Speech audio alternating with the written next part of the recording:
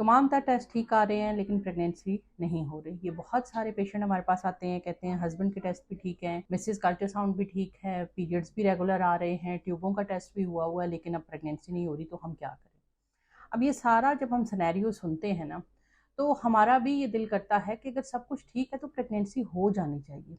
Actually जो unexplained infertility होती है वो हमारे लिए अनएक्सप्लेन्ड होती है, लेकिन इसका ये मतलब नहीं होता कि उसकी कोई रीज़न मौजूद नहीं है। अगर आपकी तमाम तर रिपोर्टें ठीक आ रही हैं और प्रेगनेंसी नहीं हो रही, तो मैं पेशेंट से कहती हूँ कि सबसे पहले आप अपना फर्टिलिटी पोटेंशियल चेक करें। यानी फीमेल की एज, उसके टोटल नंबर ऑफ एग्स जो एक साइकिल में नज़र आ रहे हैं, और AMH, इन तमाम चीज़ों को मद्देनज़र रखते हुए हम एक पेशेंट की फर्टिलिटी स्कोरिंग करते हैं कि इसके पास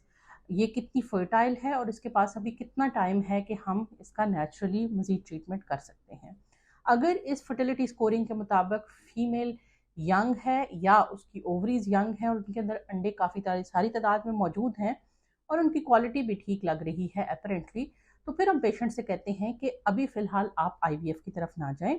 कुछ मज़ीद टेस्ट किए जा सकते हैं जिसमें कि स्पर्म की DNA फ्रेगमेंटेशन टेस्ट, फीमेल की लेप्रोस्कोपी और नेचुरल की तरफ जाने के चांसेस को बेहतर किया जा सकता है। लेकिन अगर फीमेल का ओवरऑल पोटेंशियल ऑफ फर्टिलिटी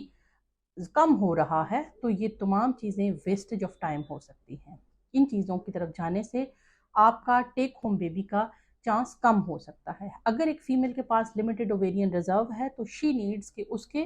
अंडों को मैक्सिमम चांस दिया जाए एम्ब्रियोज के अंदर कन्वर्ट करने का, और फ्रोजन एम्ब्रियो बैंक्स का फ़ायदा उठाते हुए हम उसकी फर्टिलिटी को अपने पास सेव कर लें। लेकिन अगर अंडे बहुत अच्छे हैं, अच्छी तादाद में हैं,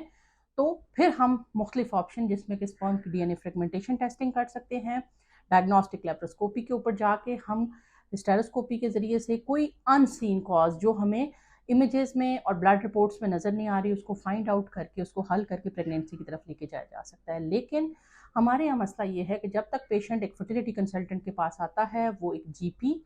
वो एक सिंपल गायनिकोलॉजिस्ट, वो हकीम, वो तमाम दरवाजे खटखटा के आता है, जिसकी वजह से जब तक वो हमारे पास पहुंचता है वो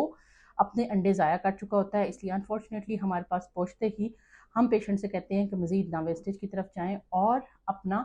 ट्रीटमेंट जो है उसमें अपनी फर्टिलिटी सिक्योरिंग की तरफ जाएं, जो कि इक्सी है। बैंक बनाएं, 1-2 प्रेगनेंसीज करें और इस चैप्टर को क्लोज करें।